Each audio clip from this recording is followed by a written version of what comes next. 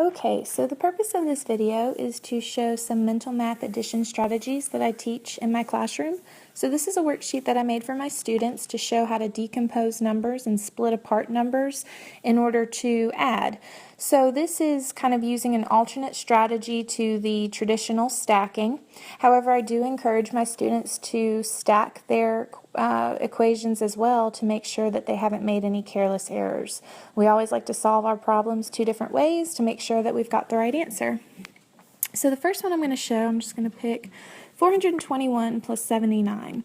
Now there's lots of different ways that my students could approach this, but what I would show them is, I would say 420 plus 80. And I would ask them, well, what did I do here? This isn't the original equation, so what did I do? And they would notice that I took 1 from 421 and I brought it to the 79 to make 80. This is called making friendly numbers because now we've got numbers that end in 0, and this is a lot easier to add, especially if you're doing it in your head. So now we know that 80 and 20 makes 100, so 400 plus 100 equals 500, and we have our answer. Now, you can usually do this pretty quickly, especially if you don't write out every step.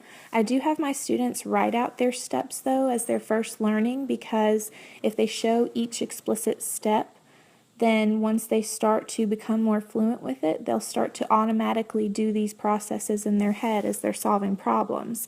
So eventually what I would love for my students to do is to be able to just look at that problem and do those steps in their head to know the answer is 500.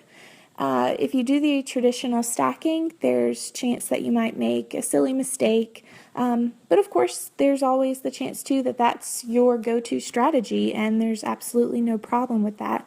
It's just important to show different ways to solve problems so that you don't only have one strategy you rely on, because then if it goes wrong and you don't have the right answer, you've got nothing else to go to. So that's why I think it's really important to show students how you can manipulate numbers and find ways to fit them together, because that's the beauty of math, is there's different ways you can approach a problem, and I think that's a really important lesson for them to see. So that's a little of what I would do for teaching mental math addition strategies and kind of looking at numbers in a deeper way.